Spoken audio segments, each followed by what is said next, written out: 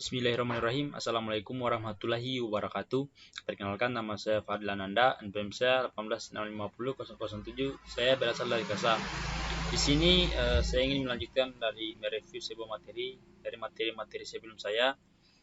Di sini saya akan mereview materi bab 3, di mana perencanaan proyek. Baik, kita langsung saja perencanaan proyek.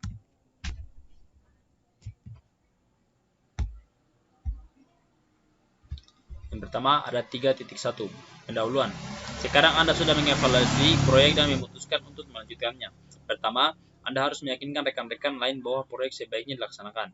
Hal ini dikarenakan dengan membuat proposal. Untuk sebuah proyek eksternal, proposal ditulis untuk meyakinkan klien agar membeli proyek dari tim proyek Anda. Untuk proyek internal, manajemen sebaiknya meminta untuk membuat sebuah proposal. Hal ini untuk mendukung tim proyek untuk membuat rencana yang sederhana. Sebuah proposal adalah dokumen yang merinci biaya dan jadwal proyek, serta menjelaskan langkah-langkah yang akan diambil oleh tim proyek untuk menghasilkan produk yang diinginkan. Yang selanjutnya ada perencanaan adalah sebuah proses yang berulang-ulang. Rencana akan ditinjau secara terus-menerus sesuai dengan perkembangan proyek dan sesuai dengan pertambahan pengetahuan dan pemahaman yang lebih baik dari anggota tim. Perencanaan memang merupakan pekerjaan yang sangat sulit, tapi harus dilaksanakan sebagaimana mestinya. Banyak proyek menjadi kacau dikarenakan tidak adanya perencanaan. Lanjut. Ada pendahuluan perencanaan proyek atau The Preliminary Project Plan atau PPP. Pendahuluan perencanaan proyek adalah langkah awal sumber daya, biaya, dan jadwal yang dibutuhkan untuk menyelesaikan proyek. PPP adalah dokumen internal. Tidak perlu ditunjukkan ke user, terutama user luar. Selanjutnya 3.3 ada rincian struktur kerja. Kunci berbagai rencana adalah memecah kegiatan yang diperlukan ke dalam sebuah bagian yang lebih kecil lagi. Rincian struktur kerja atau WBS diawali dengan menyusun komponen-komponen utama proyek. Hal ini merupakan level 1 dari WBS, atau level 0 adalah judul proyek. Untuk proyek software, metode terbaik untuk pemecahan proyek menjadi bagian-bagian utama adalah diawali dengan 7 fase pengembangan software. Lanjut. Ada sistem penomoran WBS. Sistem penomoran dalam WBS seperti pada gambar 3.2. Yang pertama, untuk level 0 atau judul proyek adalah 0.0. Yang kedua, pada level 1 masing-masing item diberi nomor N.0. Contoh 1.0, 2.0, dan seterusnya. Kemudian masing-masing item pada level 2 di bawah item 0.0 pada level 1 diberi nomor N.1, N.2, dan seterusnya. Contoh di bawah level 1 item analisis yang bernomor 2.0, kita mempunyai item 2.1, 2.2, dan seterusnya. Sedangkan untuk level 3, kita menambahkan titik dan digit dari nomor level 2. Sebagai contoh, di bawah 2.1 kita harus menuliskan 2.1, 2.1, 2, dan seterusnya. Lanjut. Kapan Anda berhenti? Pemasukan nomor pada level terendah menunjukkan tugas atau kegiatan dalam proyek. Anda dapat berhenti merinci sebuah kegiatan jika mengikuti langkah-langkah berikut dengan benar. Yang pertama, beberapa orang atau grup dari sebuah proyek besar dapat diberikan tanggung jawab untuk melakukan tugas atau menyelesaikan kegiatan-kegiatan yang dilibatkan. Yang kedua, Anda dapat memperoleh pemikiran berupa orang atau hari secara garis besar sebagai upaya yang dibutuhkan untuk menyelesaikan kegiatan-kegiatan yang terlibat. Hal ini dapat dilakukan dengan memberi tanggung jawab pada setiap orang. Yang ketiga, Anda dapat menjadwalkan tugas. Dan yang keempat, tugas-tugas tersebut harus singkat dan dapat diselesaikan. Lanjut. Sebagai seorang ahli, kita dapat menetapkan sebuah tugas kepada programmer, analisis, atau bahkan manajemen proyek, tergantung pada pengalaman dan keahlian dalam membuat pemikiran. Analisis mungkin hanya memerlukan level 1 dari WBS. Beberapa analisis dapat dengan mudah membaca RD untuk proyek ABCD atau APIDEX. A secara keseluruhan. Analisis lain untuk merinci membutuhkan sampai level 2. Seperti pada gambar 3.2, analisis lainnya memerlukan sampai level 3 sebelum mereka dapat memperkirakan secara keseluruhan.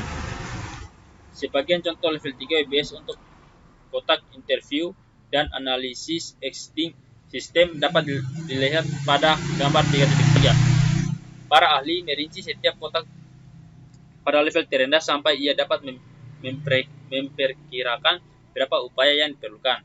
Pemikiran-pemikiran ini dapat dipakai pada WBS seperti pada gambar 3.4 sebagai catatan bahwa pemikiran total adalah jumlah dari masing-masing waktu. Hal ini disebutkan di range time, yaitu jumlah hari yang sesungguhnya dibutuhkan untuk melakukan kegiatan. Lanjut, para ahli tersebut dengan cara yang sama dapat merincikan kotak yang lain, atau defense neo system function weight functional space dan negosiate functional space, dan menambahkan total waktu untuk semua analisis. Kemudian ahli tersebut mengajukan pemikiran dan daftar kegiatan sebelumnya yang dibutuhkan untuk seluruh analisis bagi manajer proyek. Orang tersebut bertanggung jawab terhadap perencanaan, mungkin manajer proyek untuk proyek berukuran kecil, menengah, kemudian menggabungkan keseluruhan perkiraan dan daftar kegiatan terdahulu. Ia mungkin mengakhirinya dengan daftar seperti berikut. Mungkin daftar tampilan yang dimaksud seperti pada gambar ada activity, ada definition, analisis, desain, program A, program B, program C, dan seterusnya. Effortnya ada 20, 35, 25, 20, 30, dan 25, dan seterusnya. Jadi total keseluruhannya ada 210%. Mungkin tabelnya bisa dilihat seperti pada gambar di layar. Baik, kita lanjut. 3.4 ada diagram jaringan atau the network diagram. Langkah kedua dari perencanaan adalah menggambarkan diagram jaringan yang menunjukkan urutan kejadian. Tipe diagram yang paling baik untuk masalah ini adalah bagan PERT atau gambar 5 adalah sebuah bagan PERT untuk proyek di atas. Urutan kejadian hanya dilaksanakan pada contoh setiap kegiatan. Lihat gambar 3.5, bagan PERT. Bentuk dari bagan PERT ini disebut precedence network, jaringan yang dibutuhkan yang diutamakan. Setiap kotak menunjukkan sebuah kegiatan, pada setiap kotak ditulis nama kegiatan dan waktu yang diperlukan. Jalur kritis dan lamanya proyek. Bagan PERT dan jalur kritis adalah jumlah jalur atau rangkaian kegiatan yang dapat ditelusuri pada PERT. Sedangkan di atas sederhana di atas dengan mengikuti petunjuk garis panah. Lamanya untuk yang dibutuhkan untuk menelusuri setiap jalur dapat dijumlahkan dengan menambahkan lamannya waktu dari jalur masing-masing kegiatan. Jalur kritis atau CP Critical Path adalah jalur terpanjang dan didefinisikan untuk minimal yang dibutuhkan untuk mengerjakan proyek. PERT pada gambar 3.5 mempunyai jalur kritis yang terdiri dari kegiatan start, definition, analisis, desain, program B, sistem, teks, execution, operation, dan N. Proyek tersebut membutuhkan total waktu 135 hari. Lanjut. 3.5 menghitung biaya proyek atau calculating project costs. Jika kontrak proyek telah mempunyai harga tetap, manajer proyek dapat menghitung biaya kasar yang tenaga kerja dengan cara mengalihkan jumlah tenaga kerja per hari dengan rata-rata biaya per hari. Biaya pekerjaan sehari per hari disebut biaya penuh, yang harus mencakup biaya operasi, sewa, administrasi pekerja, dan keuntungan. Untuk itu, Anda harus menambahkan biaya tetap seperti komputer time, sewa peralatan khusus, biaya tak terduga, dan sebagainya. Biaya tetap harus dirinci oleh setiap estimator untuk kegiatan utamanya. Lanjut. Ya, seperti ini gambar rata-rata biayanya. ada rata-rata BGR, ada keuntungan, ada faktor resiko. Bisa dilihat total pemrogramannya ada 101.250 US dollar. Baik, kita lanjut. 3.6 penjadwalan proyek atau project schedule. Langkah selanjutnya adalah menghitung jadwal proyek. Untuk melakukan hal ini, perencanaan mungkin manajer proyek harus menampilkan jadwal yang sebenarnya dari pemikiran ke calendar days atau jadwal harian atau lamanya pekerjaan. Salah satu kesulitan tugas ini adalah mengalokasikan sumber daya manusia yang akan bekerja pada kegiatan yang akan dilaksanakan, terutama kegiatan pekerja berlangsung secara serentak. Kesulitan lainnya adalah memutuskan bagaimana mempersingkat pekerjaan yang dilakukan dengan menggunakan sumber daya yang ada. Kemudian manajer proyek menjadwalkan semua proyek pada kalender atau jadwal yang nyata. Metode terbaik untuk melakukan hal ini adalah dengan menggambarkan ke dalam sebuah Gantt chart atau bar chart seperti pada gambar 3.7. 3.7 outline atau pendahuluan perencanaan proyek. Dilengkapi dengan semua pengetahuan ini, manajer proyek dapat menuliskan dokumen penting ini berupa berikut ini adalah outline yang disarankan untuk PPP, tim proyek. Menggambarkan struktur siapa yang memberikan laporan, siapa yang menerima laporan, kepada siapa berkomunikasi, dan seterusnya. Programmer tidak lebih dari 5 orang, bertanggung jawab terhadap programnya.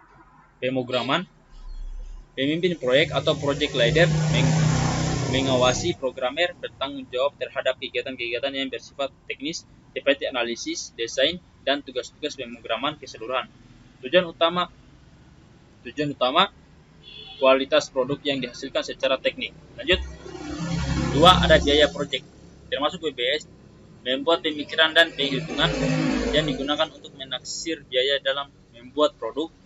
3. Pendahuluan proyek, penjadwalan proyek merupakan bagian terpenting dalam proyek dan dapat menggunakan metode Gantt. Yang keempat, ada pemeriksa ulang atau review. Pada bagian ini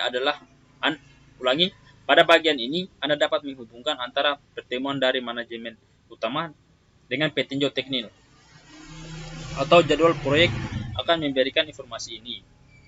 Tujuan dari masing-masing peninjauan dan siapa yang akan mengerjakannya. Buatlah daftar tanggung jawab dari orang-orang tersebut. Lanjut. 5. Laporan. Bentuk dan isi dari laporan keadaan, laporan milestone, dan dokumen proyek lain dapat dirinci di dalam laporan tersebut. 6. Dokumentasi. Ada 2 jenis dokumen di dalam proyek, yaitu user dan manajemen proyek. Yang ke-7, ada asumsi.